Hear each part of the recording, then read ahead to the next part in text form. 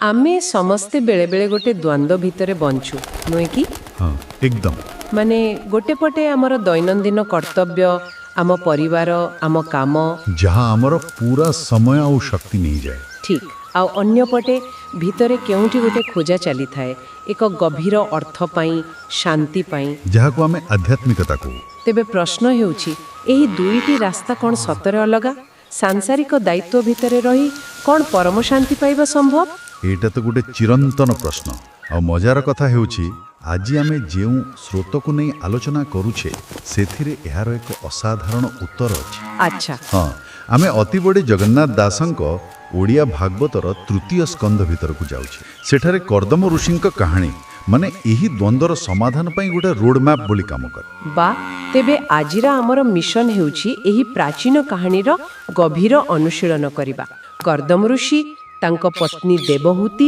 आउ तांको दिव्य संतान कपिल हाँ एमानक कहानी रू आमे बुझिबाकू चेष्टा करिबा जे दायित्वबोध केमिति मुक्तिर पथ होई पारे बंधन नुहे चलंतु एहे गभीर यात्रा आरंभ करिबा निश्चय तेबे कहानीर आरंभटा जेमती आपण कहुतुए बहुत शांत किंतु एक बड़ घटनार अपेक्षा रे हाँ देखंतु कर्दम ऋषि वर्ष वर्ष तपस्या परे गृहस्थ जीवन आरंभ करिसंती किंतु तांको पत्नी देवहूतिंक मनरे किछिटा आशंका आउ सेइठो ही आलोचना आरंभ होची एकदम कर्दम ऋषि तांको पत्नींक मनर कथा बुझी पारुछंती आउ से तांको कोनोसी साधारण आश्वासन देउ नाहंती ताहले कोन कहउचंती से तांको गोटे दिव्य प्रतिश्रुति मने पकई देउछंती एहा स्वयं भगवान विष्णुंक प्रतिश्रुति थिला ओहो हाँ से कहउछंती एही निकटे तो उदरे गोविंद नव कळेबरे जात होइबे तोर भादय तब व्रत तप प्रस्तावे बा माने तुमरा उ मोर मिलित साधना फलरे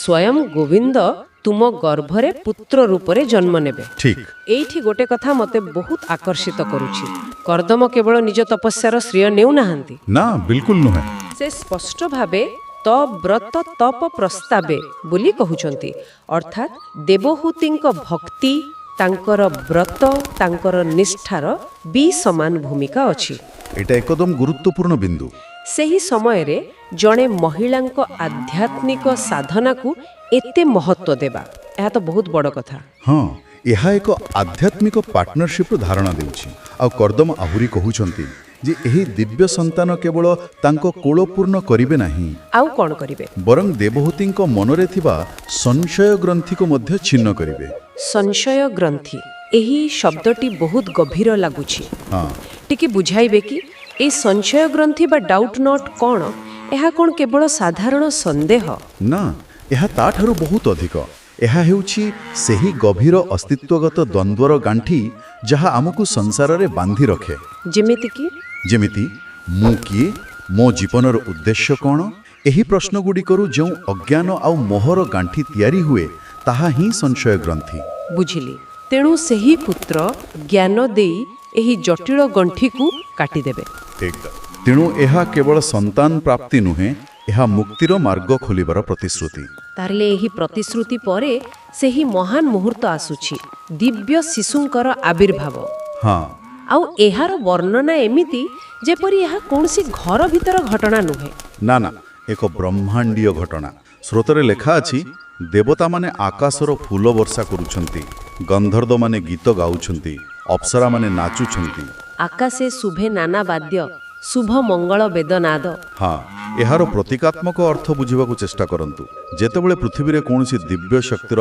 आविर्भाव हुए समग्र सृष्टि ताकू स्वागत करे माने प्रकृति देवलोक समस्ते हाँ यह सूचाउची जे सेही शिशुर आगमन कोनसी व्यक्तिगत घटना नुहे यह समग्र सृष्टिर कल्याण पय उद्दिष्ट आउ सबुटो सुंदर लागिला जे सकल प्राणींकर मन स्वभावे हुए सुप्रसन्न हाँ केवल देवता बा मनीष नुहंती सबु जीवजंतुंक मनरे भी आनंद खेली जाउची एणु सेही आविर्भाव समग्र ब्रह्मांड रे एक संतुलन आनिबा पय होइथिला सते जेपरि समस्तंक अजाणतारे वातावरण रे एक शांतिर लहरी खेलीगला एहा सेही शिशुर स्वरूप को इंगित करे एकदम से केवल कर्दम देवहूतिंक पुत्र नुहंती से जगतर कल्याणकारी आपण कहूतिले जे दिव्य शिशुर जन्म कहानीर क्लाइमैक्स नुहे ଏହା ପରେ ପ୍ରକୃତ ଉଦ୍ଦେଶ୍ୟ ସାମ୍ନାକୁ ଆସେ। ଠିକ୍ ଆଉ ଏବେ ସେହି ମୁହୂର୍ତ୍ତ ଆସୁଛି ଯେତେବେଳେ ସ୍ୱୟଂ ସୃଷ୍ଟିକର୍ତ୍ତା ବ୍ରହ୍ମା ଆସି ପହଞ୍ଚୁଛନ୍ତି। ହଁ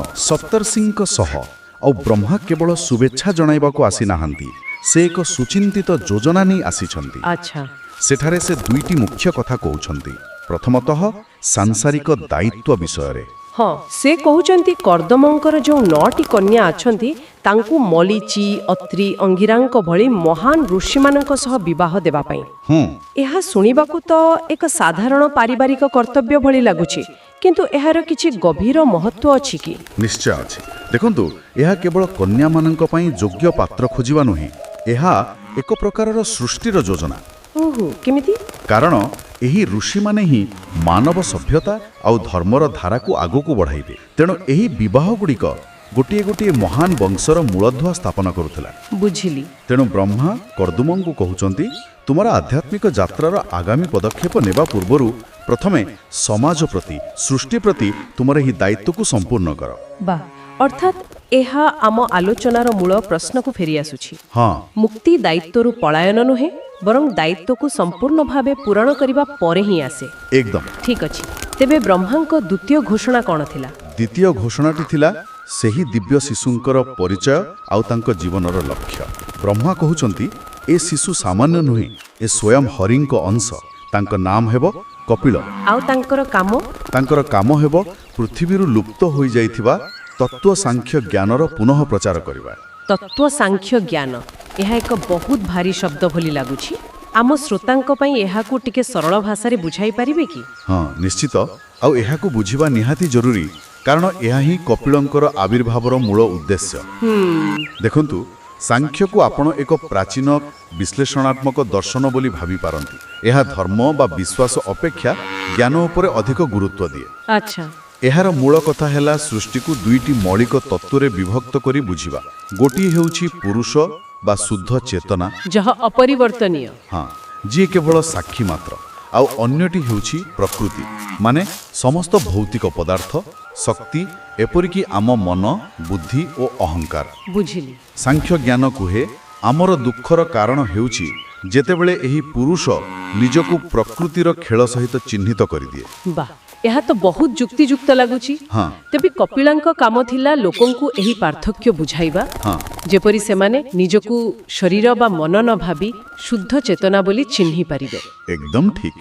ଏହି ଜ୍ଞାନ ଦ୍ୱାରା ହିଁ ସେହି ସଂଶୟ ଗ୍ରନ୍ଥି କଟିଯାଏ। ଯେତେବେଳେ ଜଣେ ବୁଝିଯାଏ ଯେ ସେ ପ୍ରକୃତିର ଏହି ପରିବର୍ତ୍ତନଶୀଳ ଖେଳରୁ ଅଲଗା, ସେତେବେଳେ ସେ ସୁଖ ଦୁଃଖ, ଲାଭ କ୍ଷତିରୁ ମୁକ୍ତ ହୋଇଯାଏ। ଠିକ୍ ଏହା ହିଁ ଥିଲା ସେହି ଲୁପ୍ତପ୍ରାୟ ଜ୍ଞାନ ଯାହାକୁ ପୁନଃ ପ୍ରତିଷ୍ଠା କରିବା ପାଇଁ କପିଳଙ୍କର ଆବିର୍ଭାବ ହୋଇଥିଲା। ତେବେ ବ୍ରହ୍ମାଙ୍କ ନିର୍ଦ୍ଦେଶ ପରେ କର୍ଦ୍ଦମ ଋଷି ନିଜ କର୍ତ୍ତବ୍ୟ ପାଳନ କରୁଛନ୍ତି, ନିଜର 9 କନ୍ୟାଙ୍କ ବିବାହ ସମ୍ପନ୍ନ କରୁଛନ୍ତି। ହଁ। ଏହା ପରର ଦୃଶ୍ୟ ମୋତେ ବହୁତ ଭାବପ୍ରବଣ କରିଦିଏ। ନିଜର ସବୁ ସାଂସାରିକ ଦାୟିତ୍ୱ ସାରି ସେ ନିଜ ପୁତ୍ର କପିଳଙ୍କ ପାଖକୁ ଆସୁଛନ୍ତି, କିନ୍ତୁ ଜଣେ ପିତା ଭାବରେ ନୁହେଁ। ନା, ସେ ଜଣେ ଭକ୍ତ, ଜଣେ ଶିଷ୍ୟ, ଜଣେ ମୁକ୍ତିକାମୀ ଭାବରେ ଆସୁଛନ୍ତି। ଏହି ଦୃଶ୍ୟର ଗଭୀରତାକୁ କଳ୍ପନା କରନ୍ତୁ। ହଁ, ଜଣେ ମହାନ ଋଷି, ଜଣେ ପିତା ନିଜ ଶିଶୁପୁତ୍ର ଆଗରେ ହାତ ଯୋଡ଼ି ଠିଆ ହୋଇଛନ୍ତି, ଆଉ ସେ ନିଜ ଅବସ୍ଥାକୁ ବର୍ଣ୍ଣନା କରି କହୁଛନ୍ତି ଯେ ସେ ଗୃହାନ୍ଧକୁ ଉପରେ ପଡ଼ିଯାଇଛନ୍ତି। ଏ ଗୃହ ଅନ୍ଧକୂପ ବା ସଂସାରର ଅନ୍ଧକାର କୂଅ, ଏ କଥାଟିକୁ କେମିତି ବୁଝିବା? କ'ଣ ସେ ନିଜ ପରିବାରକୁ ଏକ ବନ୍ଧନ ବୋଲି ଭାବୁଥିଲେ? ନା, ଏଇଟା ଏକ ବହୁତ ଭଲ ପ୍ରଶ୍ନ। ଦେଖନ୍ତୁ, ଏଠାରେ କର୍ଦ୍ଦମ ପରିବାରକୁ ଖରାପ କହୁନାହାନ୍ତି, ସେ ତ ନିଜେ ସବୁ ଦାୟିତ୍ୱ ତୁଲାଇଛନ୍ତି। ଅନ୍ଧକୂପର ଅର୍ଥ ହେଉଛି ମୋହର କୂଅ, ଯେଉଁଠି ମଣିଷ ମୋ ପରିବାର, ମୋ ସମ୍ପତ୍ତି, ମୋ ସମ୍ମାନ ଏସବୁ ଭାବି ଭାବି ଏତେ ବୁଡ଼ିଯାଏ ଯେ ତାକୁ ବାହାର ଦୁନିଆ ବା ଚରମ ସତ୍ୟ ଦେଖାଯାଏ ନାହିଁ। ଏକଦମ। କର୍ଦ୍ଦମ ସ୍ୱୀକାର କରୁଛନ୍ତି ଯେ ସେ ନିଜ କର୍ତ୍ତବ୍ୟ କରିଛନ୍ତି, କିନ୍ତୁ ଏହି ପ୍ରକ୍ରିୟାରେ ସେ ମୋହରେ ବାନ୍ଧି ହୋଇଯାଇଛନ୍ତି। ତାଙ୍କର ଦୁଃଖ ହେଉଛି ଯେଉଁ ପ୍ରଭୁଙ୍କର ଦର୍ଶନ ପାଇଁ ଯୋଗୀମାନେ ବଣରେ ସାଧନା କରନ୍ତି, ଯେ ପ୍ରାଣ ଗ୍ରହ ବନ୍ଧ ତେଜି ବନସ୍ତେ ତ ଚରଣେ ଭଜି। ହଁ, ସେହି ପ୍ରଭୁ ତାଙ୍କ ଘରେ ଥାଉ ଥାଉ ସେ ଏହି ମୋହରୁ ବାହାରି ପାରୁନାହାନ୍ତି। ଏହା ତାଙ୍କର ବିନମ୍ରତା ଆଉ ଆତ୍ମସମୀକ୍ଷାର ଚରମ ନିଦର୍ଶନ। ଆଉ ଏହି ସମ୍ପୂର୍ଣ୍ଣ ସମର୍ପଣର ଜବାବରେ କପିଳଙ୍କ ଉତ୍ତର ମଧ୍ୟ ସେତିକି ଅସାଧାରଣ। ସେ କେବଳ ହଉ ଠିକ୍ ଅଛି ଆପଣ ସନ୍ନ୍ୟାସ ନିଅନ୍ତୁ ଏମିତି କହୁନାହାନ୍ତି। ନା, ସେ ତାଙ୍କୁ ମୁକ୍ତି ପାଇଁ ଏକ ସ୍ପଷ୍ଟ ଆଉ କାର୍ଯ୍ୟକାରୀ ମାର୍ଗ ଦେଖାଉଛନ୍ତି। ସେ କହୁଛନ୍ତି ତୋର ସାଧୁକ୍ରିୟା ଯେତେ ସବୁ ସମର୍ପି ଦିଆ ମୋତେ। ଏହାର ଅର୍ଥ କ'ଣ? ମାନେ ନିଜ କର୍ମର ଫଳକୁ ମୋତେ ଅର୍ପଣ କର। ତୁମେ ଯାହା ବି ଭଲ କାମ କରିଛ ତାର ପୁଣ୍ୟକୁ ନିଜର ବୋଲି ଭାବ ନାହିଁ, ତାକୁ ମୋତେ ଦେଇଦିଅ। ଏହା ହିଁ ତ କର୍ମଯୋଗର ସାର। ଏହା ତ ଠିକ୍ ସେଇ ଆଇଡିଆ ଭଳି, ଯେମିତି ଜଣେ ଅଭିନେତା ମଞ୍ଚରେ ନିଜ ଭୂମିକାକୁ ପୁରା ନିଷ୍ଠାର ସହ କରେ କିନ୍ତୁ ଜାଣେ ଯେ ସେ ସେହି ଚରିତ୍ର ନୁହେଁ। ହଁ, ଶେଷରେ ଯେଉଁ ତାଳି ବା ସମାଲୋଚନା ମିଳେ ତାହା ନିର୍ଦ୍ଦେଶକର। ବହୁତ ସୁନ୍ଦର ଉଦାହରଣ। କପିଳ ଠିକ୍ ସେଇଆ କହୁଛନ୍ତି। ଆଉ ସେ ଅମରି କହୁଛନ୍ତି ମୋର ଚରଣେ ଭାବେ ବରି ଚଳତୁ ଗୃହ ବନ୍ଧନେରି। ଅର୍ଥାତ୍ ମୋ ଉପରେ ଚିତ୍ତ ରଖି ସଂସାରର ବନ୍ଧନ ତ୍ୟାଗ କରି ତପସ୍ୟା ପାଇଁ ଯାଅ ଏବଂ ସବୁ ପ୍ରାଣୀଙ୍କ ଭିତରେ ମୋତେ ହିଁ ଦେଖ। ଏହିପରି କଲେ ଦୁର୍ଜୟ ମରଣକୁ ମଧ୍ୟ ଜୟ କରିହେବ। ଏହା ଏକ ସମ୍ପୂର୍ଣ୍ଣ ଗାଇଡ ବୁକ୍। ଆଉ ଏହି ଗୁରୁ ଶିଷ୍ୟ ସମ୍ବାଦ ଭିତରେ କପିଳ ନିଜ ମାତାଙ୍କ ପ୍ରତି ଥିବା ଦାୟିତ୍ୱକୁ ଭୁଲୁ ନାହାନ୍ତି। ଏହା ମୋତେ ସ୍ତବ୍ଧ କରିଦିଏ। ହଁ ହଁ, ସେ କର୍ଦ୍ଦମଙ୍କୁ ପ୍ରତିଶ୍ରୁତି ଦେଉଛନ୍ତି ଯେ ଆପଣ ଚିନ୍ତାମୁକ୍ତ ହୋଇ ଯାଆନ୍ତୁ, ମାତାଙ୍କୁ ଏହି ପରମ ଜ୍ଞାନ ଦେବାର ଦାୟିତ୍ୱ ମୋର। ଯେ ବିଦ୍ୟାବର ଦେବହୂତି ହେବ ପରମାନନ୍ଦ ପ୍ରାପ୍ତି। ଏହା କପିଳଙ୍କ ଅବତାରର ଦ୍ୱିତୀୟ ମୁଖ୍ୟ ଉଦ୍ଦେଶ୍ୟକୁ ସ୍ପଷ୍ଟ କରୁଛି। ଆଚ୍ଛା, ପ୍ରଥମ ଉଦ୍ଦେଶ୍ୟ ଥିଲା ସାଂଖ୍ୟ ଜ୍ଞାନର ପ୍ରଚାର, କିନ୍ତୁ ଦ୍ୱିତୀୟ ଆଉ ବୋଧହୁଏ ଅଧିକ ବ୍ୟକ୍ତିଗତ ଉଦ୍ଦେଶ୍ୟ ଥିଲା ନିଜ ମାତା ଦେବହୂତିଙ୍କୁ ମୁକ୍ତିର ମାର୍ଗ ଦେଖାଇବା। ସେ ନିଜ ପିତାଙ୍କୁ ତାଙ୍କ କର୍ତ୍ତବ୍ୟର ମୁକ୍ତ କରୁଛନ୍ତି, ଯେପରି ସେ ନିଜ ମାତାଙ୍କ ପ୍ରତି ଥିବା ନିଜ କର୍ତ୍ତବ୍ୟକୁ ପାଳନ କରିପାରିବେ। ଏକଦମ। ଏହାପରେ କର୍ଦ୍ଦମ ଋଷିଙ୍କ କାହାଣୀର ସମାପ୍ତି ଘଟୁଛି। ସେ ପୁତ୍ର ରୂପୀ ପ୍ରଭୁଙ୍କୁ ପ୍ରଦକ୍ଷିଣ କରି ବନକୁ ଚାଲି ଯାଉଛନ୍ତି। ହଁ, ତାଙ୍କ ଯାତ୍ରାର ଏକ ସୁନ୍ଦର ପରିସମାପ୍ତି। ଭାଗବତ ତାଙ୍କର ଅନ୍ତିମ ସାଧନାକୁ ବର୍ଣ୍ଣନା କରୁଛି। ସେ ଏକାକୀ ଅହିଂସା ବ୍ରତ ପାଳନ କରି କେବଳ ନିଜ ଆତ୍ମାରେ ହିଁ ରମଣ କରୁଥିଲେ। ହଁ, ଆଉ ତାଙ୍କର ଦୃଷ୍ଟି ବଦଳି ଯାଇଥିଲା। ସେ କେବଳ ବାହାରେ ନୁହେଁ, ଦେଖ ଏଇ ସର୍ବଭୂତେ ହରି ଆତ୍ମା ସ୍ୱରୂପେ ଅଛି ପୁରୀ। ସେ ପ୍ରତ୍ୟେକ ଜୀବଙ୍କ ମଧ୍ୟରେ ସେହି ପରମାତ୍ମାଙ୍କୁ ଦେଖିବାକୁ ଲାଗିଲେ। ଏହି ସାକ୍ଷାତକାର ହିଁ ସାଧନାର ଚରମ ସଫଳତା। ଶେଷରେ ସେ ପରମ ପଦ ବା ନିର୍ବାଣ ମୁକ୍ତି ଲାଭ କଲେ। ତେଣୁ କର୍ଦ୍ଦମଙ୍କ ଯାତ୍ରାର ଚକ୍ର ପୂର୍ଣ୍ଣ ହେଲା। ଗୃହସ୍ଥ ଧର୍ମ ପାଳନ କଲେ, ଦାୟିତ୍ୱ ତୁଲାଇଲେ, ଜ୍ଞାନ ଲାଭ କଲେ ଏବଂ ଶେଷରେ ମୁକ୍ତି ପାଇଲେ। କିନ୍ତୁ କାହାଣୀ ଏଠି ସରୁନାହିଁ। ନା, ସରୁନାହିଁ।